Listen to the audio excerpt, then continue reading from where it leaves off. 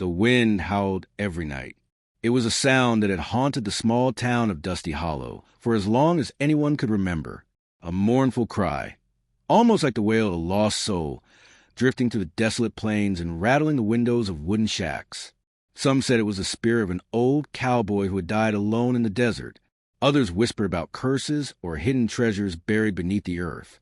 But no one truly knew the truth until they discovered the source in the barn. It all began with Caleb Harper, a man whose life seemed to mirror the desolation around him. His ranch stood on the edge of town, surrounded by endless fields of dry grass and cracked soil. The sun baked the land during the day, and at night, the cold crept in like a thief, stealing warmth from even the thickest blankets. Caleb wasn't much of a talker. He kept himself, tending to his cattle and fixing fences when they broke under the relentless winds. Most people in Dusty Hollow thought he was strange, maybe even cursed, because wherever he went, the wind seemed to follow him more fiercely than anywhere else. One evening, as the stars began their nightly dance across the velvet sky, Caleb sat alone on his porch. The lantern beside him flickered faintly, its light barely strong enough to chase away the shadows.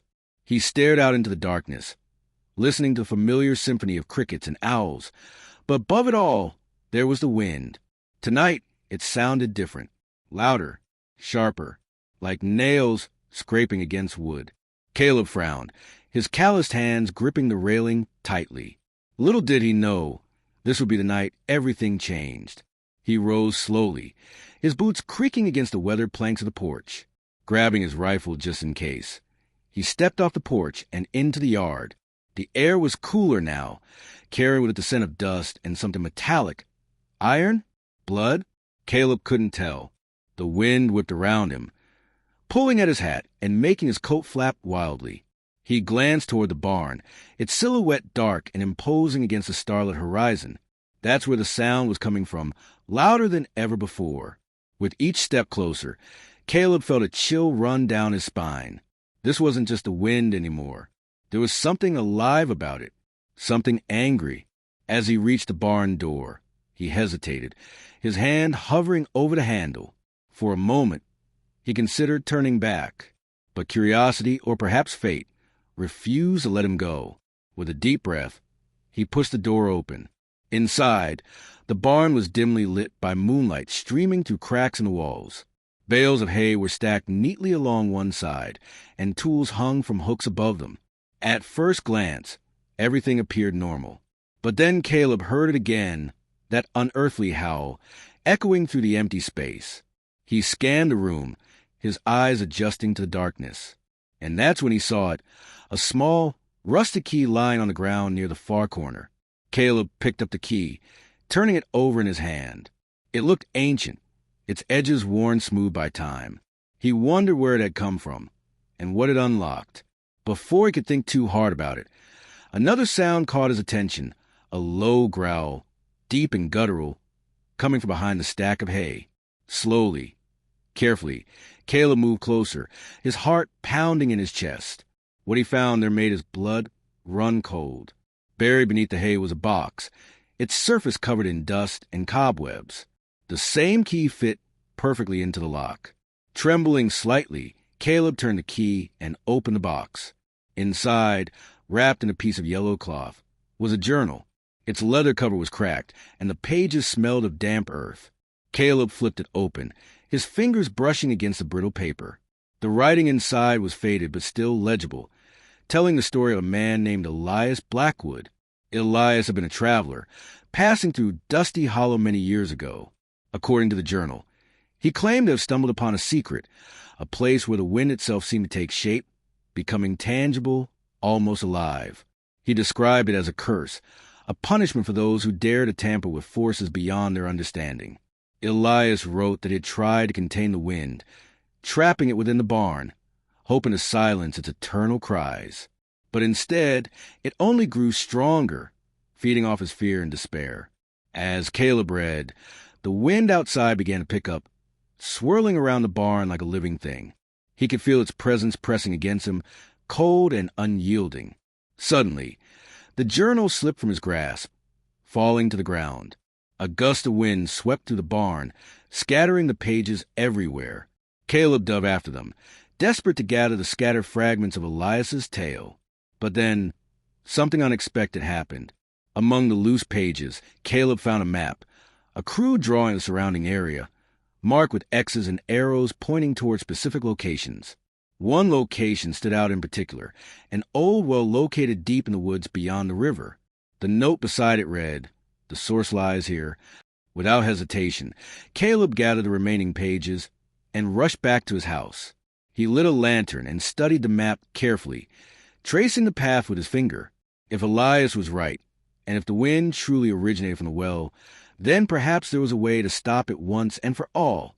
But Caleb also knew that whatever awaited him, there might not be something easily defeated. The next morning, Caleb set out early, his horse saddled and ready for the journey. The sun rose lazily over the horizon, casting long shadows across the barren landscape. Birds chirped softly in the distance, their songs mingling with the ever-present hum of the wind. Caleb rode steadily, following the directions on the map. By midday, he reached the river, its waters flowing peacefully despite the chaos elsewhere. Crossing it required some effort, but eventually, he found himself standing at the edge of the forest. The woods were darker than he expected. The sunlight filtered through thick canopies of leaves. The air smelled fresher here, filled with the scent of pine and moss. Caleb dismounted and tied his horse to a nearby tree before continuing on foot. The path led him deeper into the forest, past towering oaks and tangled roots. Shadows danced around him, created by beams of light piercing through the foliage. Every so often he paused to consult the map, ensuring he stayed on course. After what felt like hours, Caleb arrived at the well. It was smaller than he imagined, tucked away among the trees like a forgotten relic. The stone structure was covered in moss, and vines snaked their way up the sides. Peering inside, Caleb could see nothing but darkness, the depth impossible to gauge. A strange sensation washed over him, a mix of awe and dread. This was it, the source of the wind. Summoning his courage, Caleb knelt beside the well and leaned closer. "Is anyone there?" he called out, his voice trembling slightly. Silence answered him, heavy and oppressive. Just as he began to doubt his own sanity, a soft whisper echoed from below. It wasn't words exactly, more like a collection of sounds, moans, sighs, laughter, all jumbled together into an eerie melody. Caleb jumped back, startled. His mind raced, trying to make sense of what he had heard. Was this really the source of the wind? Or was it something else entirely? Determined to find answers, he retrieved a rope from his saddlebag and lowered himself into the well. The descent was slow and nerve-wracking, the darkness closing in around him like a shroud. When he finally reached the bottom, he found himself in a cavernous space, illuminated faintly by bioluminescent fungi growing on the walls. In the center of the cave stood a pedestal, upon which rested a crystal. It pulsed with a soft blue light, emanating a gentle warmth. Surrounding the crystal were carvings depicting scenes of destruction and renewal, suggesting that it held immense power. Caleb approached cautiously, his breath catching in his throat. Could this be the cause of the wind? Before he could touch the crystal, a figure emerged from the shadows. It was a woman, her hair flowing like silver threads and her eyes glowing with an otherworldly intensity. She introduced herself as Seraphina, guardian of the crystal. Her voice was melodic, yet tinged with sorrow. "You should not have come here," she said, her tone both warning and plea. "Why does the wind howl every night?" Caleb asked, his resolve strengthening despite the fear coursing through him. Seraphina sighed, her expression softening. Long ago, humans sought to harness the power of the crystal for their own gain. They failed miserably, unleashing chaos upon the land. To protect the world from further harm, I bound the crystal's energy, creating the wind as a reminder of the consequences of greed. But now it has become a burden, a constant cry for balance. Caleb listened intently, processing her words. "Can you undo it?" he asked hopefully. "I can try," Seraphina replied, "but it will require sacrifice. Are you willing to pay the price?" Caleb hesitated, weighing the cost of his actions. Finally, he nodded. "If it means peace for Dusty Hollow, then yes." Seraphina smiled faintly, raising her hands toward the crystal. A surge of energy erupted from it, filling the cave with blinding light. Caleb shielded his eyes, feeling the ground tremble beneath him. When the light faded, the crystal had dimmed, its glow reduced to a faint shimmer. The wind outside ceased immediately, replaced by an unnatural stillness. As Caleb climbed back out of the well, he realized the weight of the world had lifted slightly. The town would no longer suffer under the oppressive howls of the wind. Yet, deep down, he couldn't shake the feeling that this was only the beginning. Somewhere, buried within the fabric of reality, lay secrets waiting to be uncovered, and dangers lurking in the shadows. For now, though, the people of Dusty Hollow could rest easy, knowing that the source of their torment had been silenced. But little did they know, the true test of humanity's relationship with nature and its mysteries was far from over. The days following Caleb's encounter with Seraphina and the crystal brought an unusual calm to Dusty Hollow. The wind, once a relentless force that howled through the night, now whispered gently through the trees, almost as if it were apologizing for its past fury.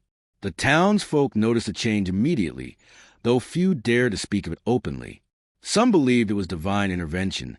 Others thought it might be Caleb's doing, but no one could confirm anything beyond their own suspicions. Caleb returned to his ranch, carrying with him not only the memory of what he'd seen, but also a newfound burden. He felt different, lighter in some ways, heavier in others. The silence was deafening at first, almost unbearable. It wasn't just the absence of the wind. It was a quiet within himself, the echoes of questions left unanswered. What exactly had happened down there in the well? Had he truly understood the magnitude of what Seraphina had sacrificed, or asked him to sacrifice? Days turned into weeks, and life in Dusty Hollow resumed its rhythm. Farmers tilled their fields, merchants sold their wares, and children played in the dusty streets. But beneath this surface normalcy, whispers began to spread. People started noticing strange occurrences around town, things they couldn't explain. A farmer claimed his horses had been spooked by shadows moving across the moonlit plains. Another swore he heard laughter coming from the old saloon late at night, even though it had been abandoned for years. These stories, while dismissed by some as mere superstition, planted seeds of unease in others.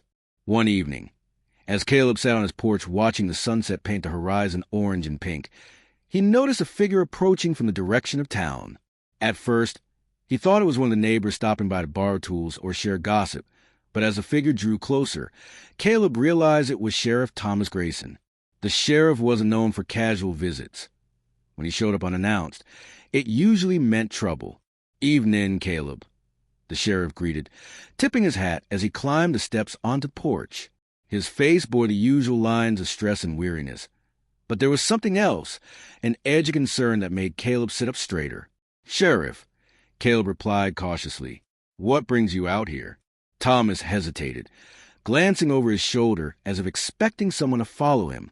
Then he turned back to Caleb, lowering his voice. "I need your help." Caleb raised an eyebrow. "My help? With what?" "It's about those changes," the sheriff said slowly, choosing his words carefully. "You know, the one since the wind stopped." Caleb nodded, though he didn't elaborate. There was no point pretending ignorance anymore. "Well," Thomas continued, "there have been more reports lately. Folks saying they've seen things, heard things. That don't make sense.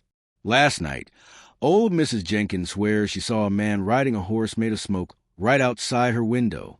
And young Billy claims his dog barked all night at nothing, then disappeared come morning." Caleb listened intently, his mind racing. He hadn't expected the cessation of the wind to bring such immediate consequences. Or perhaps these events were unrelated. Still, the idea nagged at him.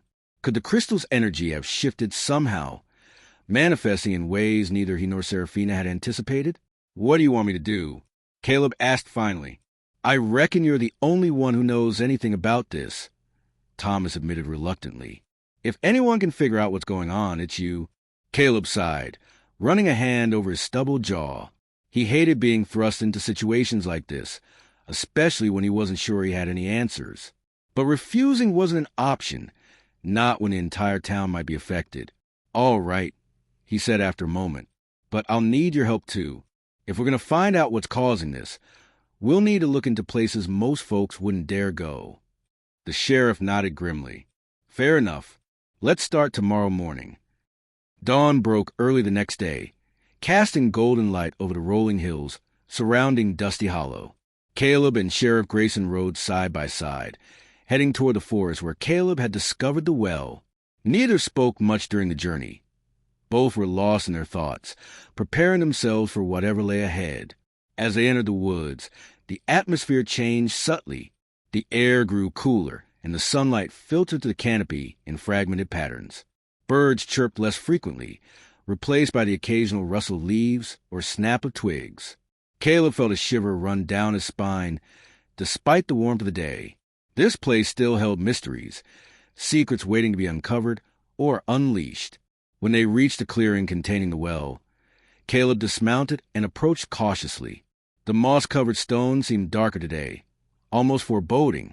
He glanced back at the sheriff, who remained on his horse, his expression unreadable. "You sure about this?" Thomas asked, his voice barely above a whisper.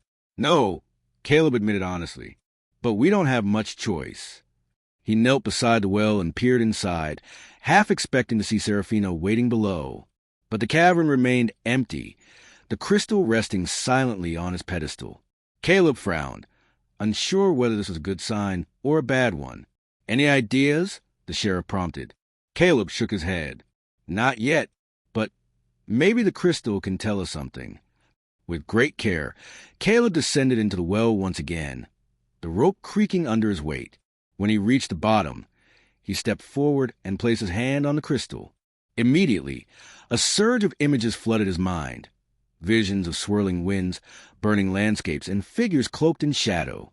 Among them, he saw glimpses of Dusty Hollow itself, distorted and unrecognizable. Then, just as suddenly, the vision stopped. In their place came a single word, resonating deep within Caleb's consciousness. Balance. He withdrew his hand quickly, gasping for breath. Above him, the sheriff called out anxiously, "Caleb, you okay down there?" "I'm fine," Caleb shouted back, though his voice trembled slightly. Climbing back out of the well proved harder this time, his body feeling heavier, weighed down by the knowledge he had gained. Once back on solid ground, Caleb shared what little he understood with the sheriff. "It's about balance," he explained. "The crystal wants equilibrium between nature, people, and, well, I don't know exactly, but disrupting it caused a wind, and now fixing it seems to have created new problems." Thomas rubbed his chin thoughtfully. "So, how do we restore the so-called balance?" Caleb shook his head. "I don't think we can. Not completely. Maybe all we can do is guide it, keep it from spiraling out of control." The sheriff sighed heavily. "Sounds like another job for you, then." Caleb groaned inwardly, but knew better than to argue. For better or worse, he was tied to this mystery now, bound by circumstances far greater than himself. Over the following months, Caleb and Sheriff Grayson worked tirelessly to uncover the truth behind the strange happenings in Dusty Hollow. They investigated every lead, questioned every witness, and explored every corner of the land. Along the way, they encountered phenomena that defied explanation: ghostly apparitions, unnatural weather patterns, and creatures born of shadow and light. Through it all, Caleb learned to embrace his role as guardian of the balance. Though he often doubted his abilities, the crystal seemed to respond to him in ways it never had before, guiding him through moments of uncertainty. And slowly, piece by piece, the pieces of the puzzle began to fall into place. But even as progress was made, new challenges arose. Forces beyond their understanding sought to tip the scales once more, threatening the fragile harmony Caleb had worked so hard to maintain. And in the end, it became clear that the true test of humanity's relationship with nature and its mysteries was far from over. For now, though, the people of Dusty Hollow could rest easy, knowing that someone was watching over them, ensuring that the winds would remain silent until the next storm rolled in.